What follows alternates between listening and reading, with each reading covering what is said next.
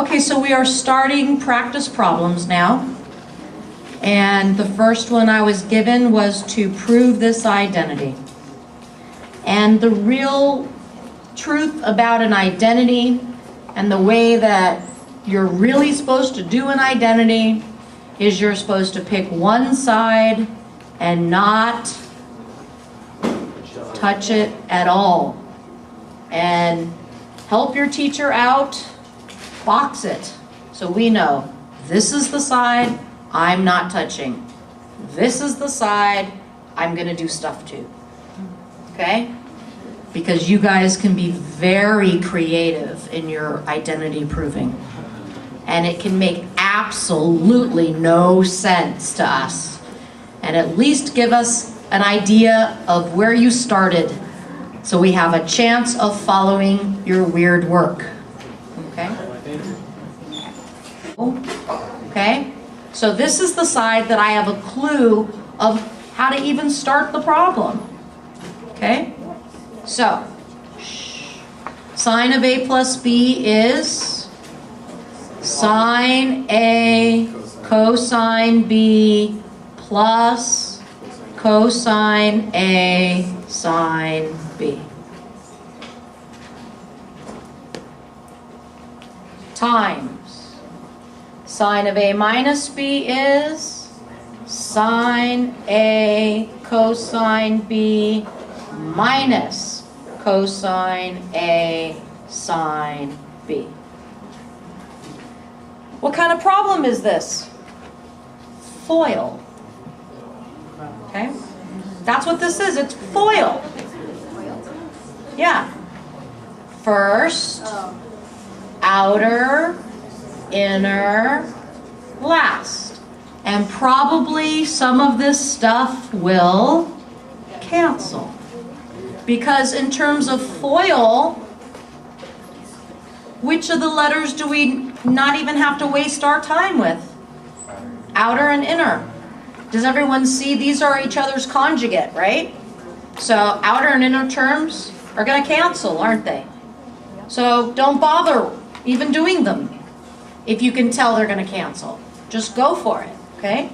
So first, sine A cosine B times sine A cosine B is sine squared A cosine squared B.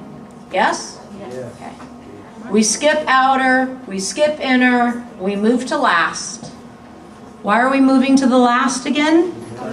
The outer and inner terms are going to cancel. Oh, right, that's right. Now we're on last. A positive times a negative is a negative. Cosine A sine B times cosine A sine B is cosine squared A sine squared B.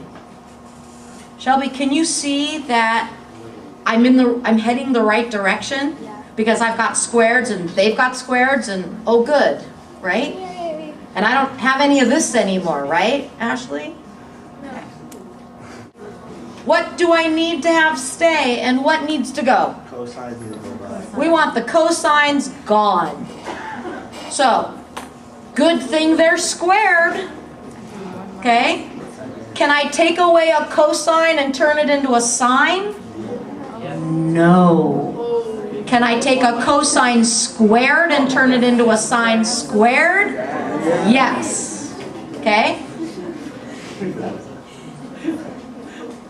So, what do I write instead of cosine squared B? 1 minus sine squared B.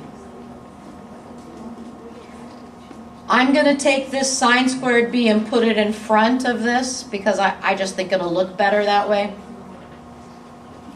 And what do I write instead of cosine squared A? 1 minus sine squared A. So, now I distribute. I get sine squared A minus what?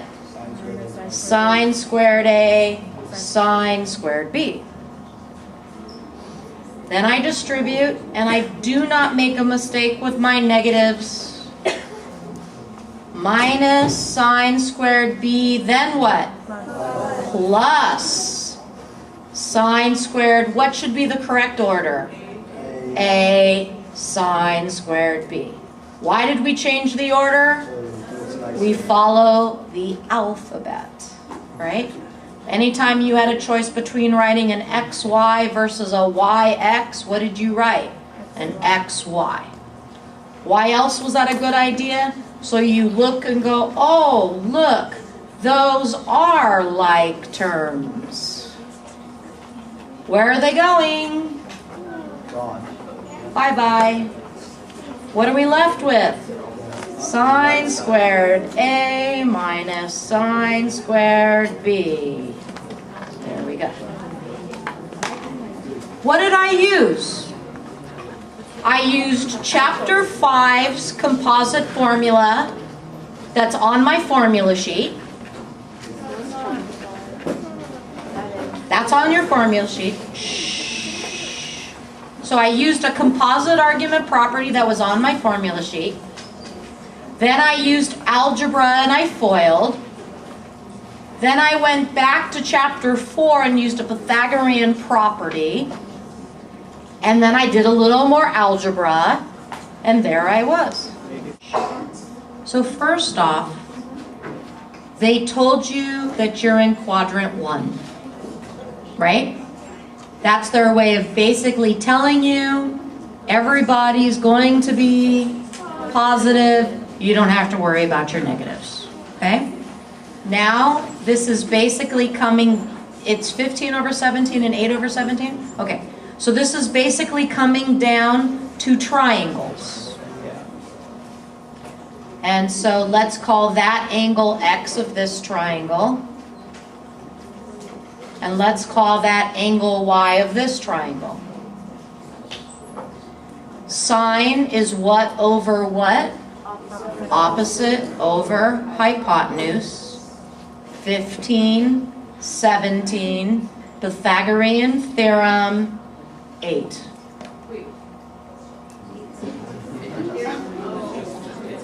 $289 minus 225 is 64. There is a Pythagorean triple called an 8, 15, 17 right triangle. We're being kind of repetitive here again. Cosine of y is 8 over 17. That's adjacent over hypotenuse. So that means this side is the 8, this is the 17, this is the 15. Why do I need this? Because I'm going to be doing tangent of x minus y. Tangent of x minus y is tan x minus tan y over 1 plus tan x times tan y. TOA, what's tangent of x? Opposite over adjacent. So 15/8.